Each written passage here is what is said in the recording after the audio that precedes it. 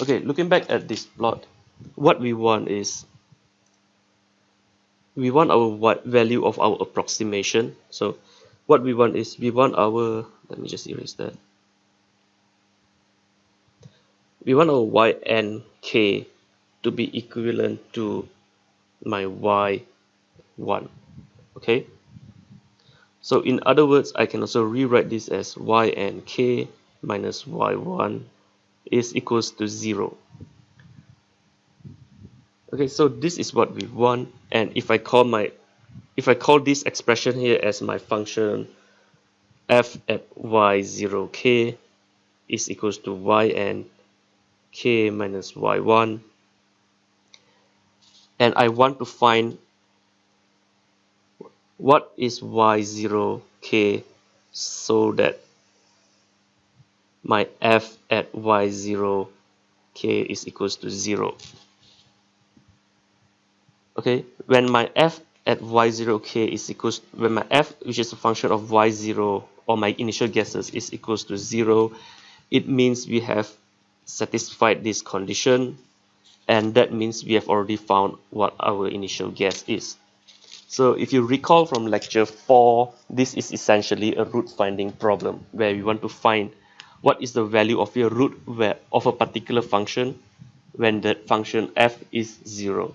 Okay, so what we can do is we can use the root finding technique and we can combine it with the initial value problems that we have learned, such as the Euler method and the Runge-Kutta method, to come up with a more systematic approach to find our initial guess. And this systematic approach is basically known as the shooting method. Okay, so if you go to your lecture notes, there will be an example of this pipe. Okay, so basically the question says that we have a pipe that is infinitely long. Okay, so it extends in both directions here. So at the pipe is basically carrying something hot, so it can be some hot gas or hot liquid, such that if you look at the cross section of the pipe, you get something like this. Okay, let me just draw it again.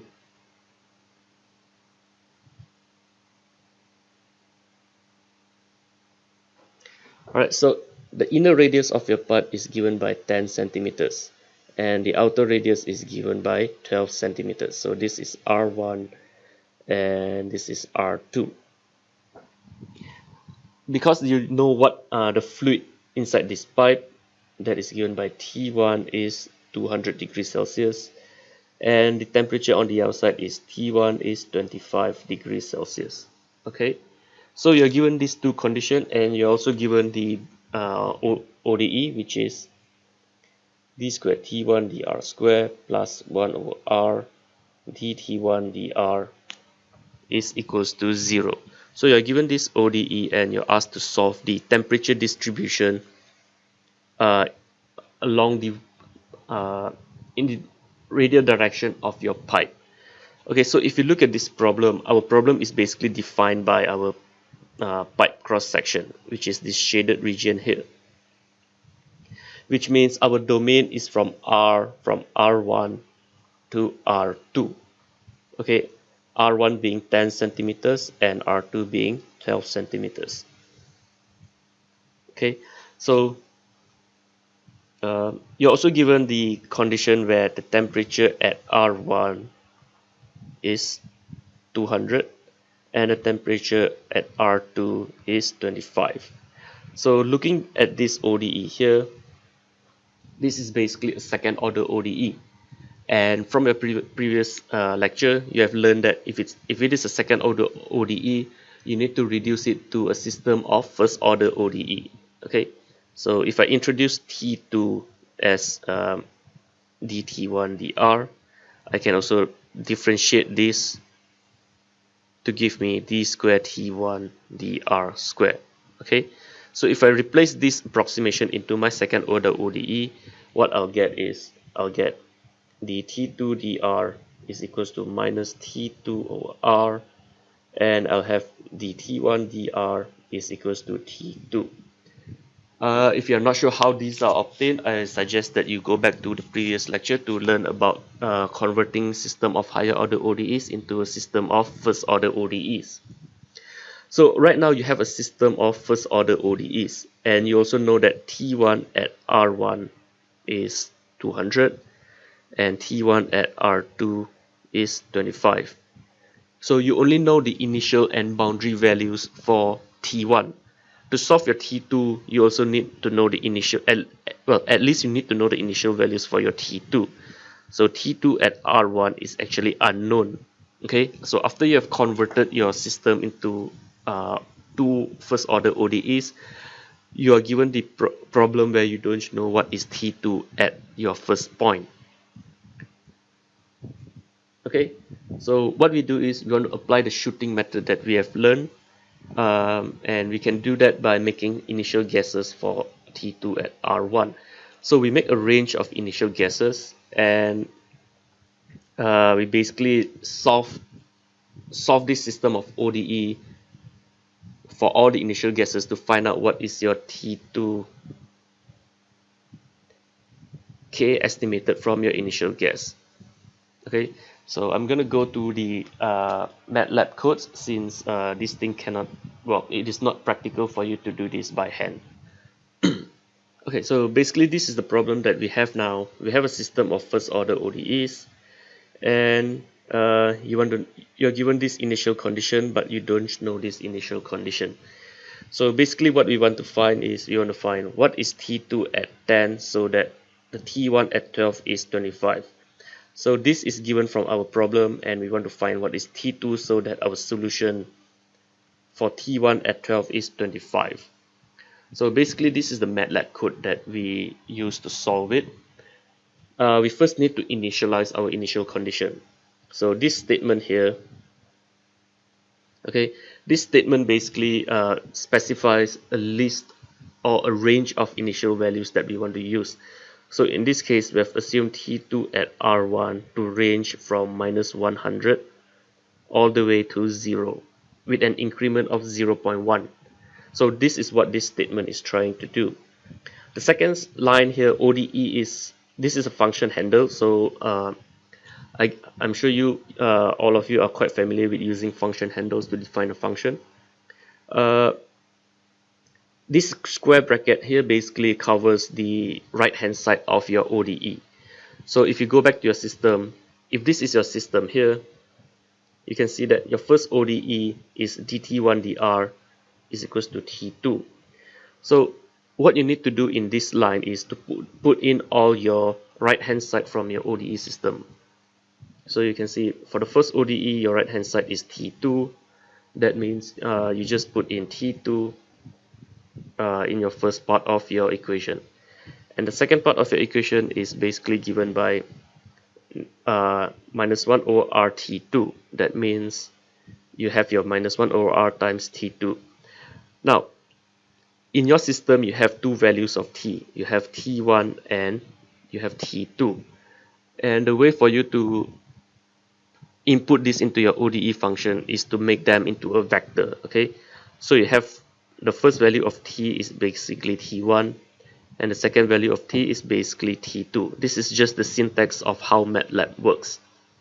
So now you run a for loop for I equals to 1 up to the number of initial guesses that you have, which is defined by length. And within each call to this loop, you call this ODE45 function. So this is a inbuilt MATLAB function that solves the system of ODE here. Okay. Again, this first ODE refers to this function, this system of ODE that you create. And these two values are basically your the range of your domain that you want to solve. So in your problem, we have said that we want to solve from R1 up to R2. So our R1 is 12 and our R2 is our R1 is 10 and our R2 is 12. So these values basically determines the lower and the upper limit of your domain. The third input here is basically the span of your initial values. Okay, so you have 200, which is the value at TR1. So this is basically the boundary values or the value of temperature at T at R1, while this T2 is basically the temperature at your initial gas. Okay, um, this is for T1 basically. Okay, and we already know T1 at R1 is 200, and the second value here is the initial value of T2, which we have made initial guesses from the range of -100 to 0. Okay, so what this is this is your T1 at your initial condition, and this is your T2 at your initial condition. Okay, so this line here will solve your ODE, where you'll output the radius and their corresponding temperature at that particular radius. So we define a new value called the boundary condition at the right hand side as the temperature at each of these at the end point here. Once you have completed your loop, you can plot out your results. If you want to understand this, I suggest that try to run this MATLAB code and try to see what are the results that you obtain. Okay, so upon solving that, you'll be able to plot this curve here. This blue line is basically the value of your y and k, and this axis here is basically the y0k. This dashed line is basically the value of T1 at R2, and this is 25 degrees Celsius. So basically this intersection point here, this would be your exact value of your initial gas. So what we have done so far is we have just run a series of solution of your ODE for a range of initial values. Okay, we have actually not used the the root finding techniques to couple it with our initial value problem solvers. So from here we can see that our root, which is this point here, lies between somewhere between -100 and maybe -90. So to apply our shooting method, we basically use this code here. So this is the main code where we call to solve our problem defined by this set of problems here. Okay, so this here is the main code that you call. You can see that this bisection method is exactly the same as what we have considered in lecture 4. So ODE example is a function that we have set up in a separate file. This is our brackets, so we use -100 and -90 based on our plots. Okay, our plots show that the root is somewhere between -100 and -90. So these two brackets the root, and this statement here will solve your root finding technique with the bisection method. This ODE example is basically given by this function here. So right now, if you recall, this is basically the same as this statement here, just that instead of t, I'm just calling it y. You can still repeat this by just calling this t and t. That is fine. Okay, and this statement basically solved for your ODE. Right now, again, this is 10, 12, and right now instead of T20II, you're just taking whatever the values that is obtained from your bisection method here. Okay, so you can see the function that your function right now is basically the yy minus 25. So if you recall, what we are actually doing is we are trying to solve for this condition here, the gas minus the exact value of your boundary condition.